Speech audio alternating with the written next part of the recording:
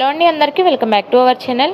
మేము మా అత్తయ్య వాళ్ళు, మా తోడుకోళ్ళ వాళ్ళు అందరం కలిసి అయితే మా ఇంటి ఇలువెల్పు అయిన శ్రీ రేణుకమ్మ తల్లిని దర్శించుకోవడం కోసం, అత్తయ్య గారు ఎప్పటి నుంచో అనుకుంటున్న మొక్కుబడిని చెల్లించుకోవడం కోసం అయితే మేము మంత్రిపాలెంలో ఉన్న అమర్తివారి ఇలువెల్పు అయిన రేణుకమ్మ తల్లి టెంపుల్కి అయితే వెళ్ళామండి. ఇక అందరం కాళ్ళు కడుక్కుని 3 ప్రదక్షిణాలు చేసిన తర్వాత నేను మా తోడుకోళ్ళు పాప కలిసి అయితే కాళ్ళకి నిండుగా పసుపు రాసుకుని గుడి లోపలికైతే వెళ్ళామండి. మేమందరం రెండోసారి అండి గుడికి రావడం. మా అత్తయ్య గారు ఎప్పటి నుంచో అనుకుంటున్న మొక్కుబడి అంటండి. వెళ్ళి ఈ విధంగా చేసుకుని మొక్కు చెల్లించుకోవాలి.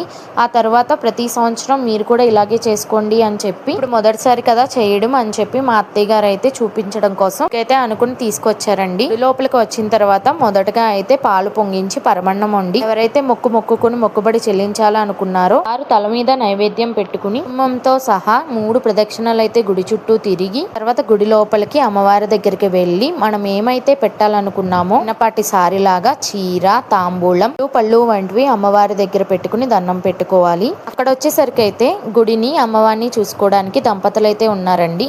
వారే అన్ని ఇన్స్ట్రక్షన్స్ అయితే ఇచ్చారు మాకు. అందరం వెళ్ళడం కూడా మొదటిసారి కాబట్టి మొదట ఏం చేయాలి, తర్వాత ఏం చేయాలి అని స్టెప్ బై స్టెప్ ఆవిడ పక్కనే ఉంటూ అన్ని చెప్పారండి. ఈ విధంగా మనం పెట్టాలనుకున్న చీర ఈ విధంగా ఇక్కడైతే పెట్టేశామండి అమ్మవారికి. తర్వాత అయితే అమ్మవారికి స్వయంగా మన చేతులతో మనమే పసుపు, కుంకుమ, పూలు పెట్టి వారి దగ్గర అయితే చిన్నగా పూజ అయితే చేసుకోవాలండి. అత్తయ్య గారు అయితే పసుపు కుంకుమ వేసి అమ్మవారికి పూజ అయితే చేశారండి. వారు బావగారు అయితే వచ్చిన పూలమాలలు అయితే అమ్మవారికి అయితే ధరించారండి. అత్తయ్య గారు వేసిన తర్వాత మేమందరం కూడా పసుపు కుంకుమలు అయితే వేసి పూలైతే పెట్టి అమ్మవారికి పూజ అయితే చేసుకున్నామండి. ఇంకా తర్వాత మా అత్తయ్య గారు అయితే ఇక్కడ దీపారాజన కూడా చేశారండి. అగరబత్తులు వెలిగించి దీపారాజన చేశారు అమ్మవారికి. అమ్మవారి ముందు నైవేద్యం నివేదించడం అయితే మొదలు పెట్టామండి. మొదట మా అత్తయ్య గారు, మావయ్య గారు అయితే నైవేద్యం నివేదించేసిన తర్వాత మా బావగారు, మా తోడుకోళ్ళు కూడా నైవేద్యం నివేదించి దండం అయితే పెట్టుకున్నారండి అమ్మవారికి.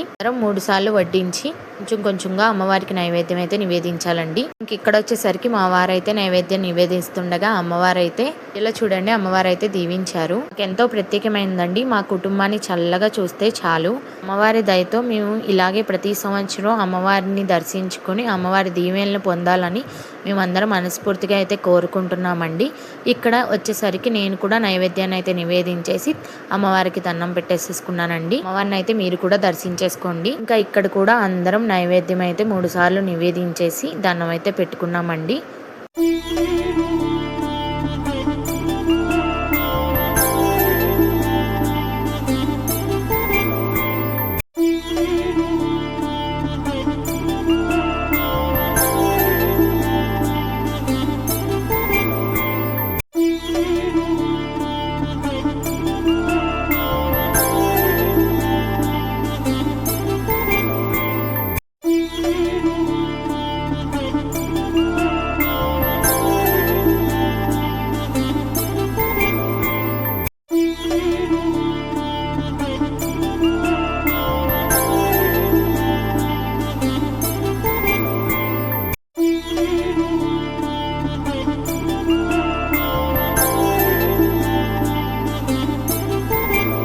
లోపల అమ్మవారికి నైవేద్యం నివేదించి దండం పెట్టుకున్న తర్వాత బయటకు వచ్చి ఇక్కడ కూడా నైవేద్యం అయితే నివేదించి ఇక్కడ మొక్కుబడి అయితే చెల్లించుకుంటారంట. ఇక్కడ కూడా అందరం నైవేద్యం 3 సార్లు అయితే నివేదించేసి దండం అయితే పెట్టుకున్నామండి.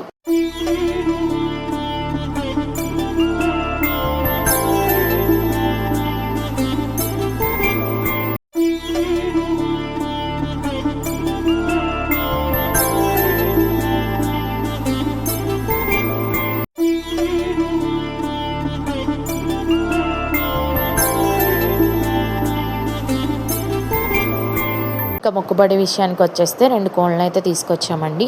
వాటిని శుభ్రంగా కడిగేసి పసుపు రాసి బొట్టు పెట్టి మెళ్ళో వేపమాల కట్టి వారికి ఎరుపు చూపించి మొక్కుబడి అయితే చెల్లించుకోవాలండి.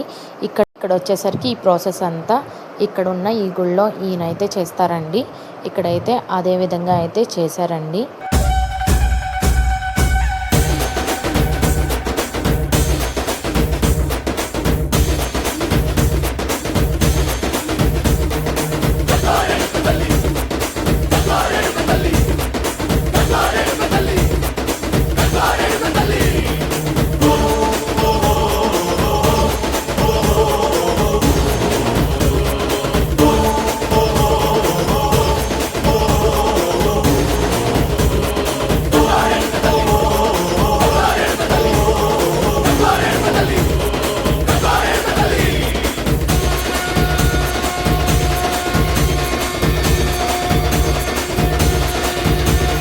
మొక్కుబడి చెల్లించేసుకున్న తర్వాత కొబ్బరికాయ కొట్టి అమ్మవారికి హారతి ఇచ్చేసేసి అలా బయట కూడా అమ్మవారికి హారతి అయితే ఇచ్చేసి కొబ్బరికాయలు అయితే కొట్టేసుకున్న తర్వాత అయితే పూజ అయితే పూర్తిగా పూర్తవుతుందండి.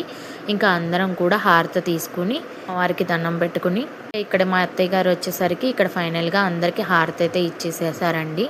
మేము చెల్లించుకున్న మొక్కుబడి కోళ్ళు అయితే ఇక్కడ చేసేసి ఇస్తారండి ఆయన. ఆ తర్వాత ఇక్కడ వండుకోవడానికి సపరేట్గా పక్కనే ఒక గది నిండా సామాను, స్టవ్, గ్యాసు అన్నీ అయితే గుడికి సంబంధించిన వాళ్ళు అయితే అందిస్తారండి. ఇక్కడ అత్తయ్య గారు వచ్చేసరికి అయితే వంట మొదలు పెట్టడానికి ముందు స్టవ్కి అయితే పసుపు కుంకుమ వేసి స్టార్ట్ అయితే చేయబోతున్నారండి. ఇంకా మేము వచ్చేసరికి అయితే కావాల్సి వచ్చినవి ఇక్కడైతే కటింగ్ అయితే చేస్తున్నామండి.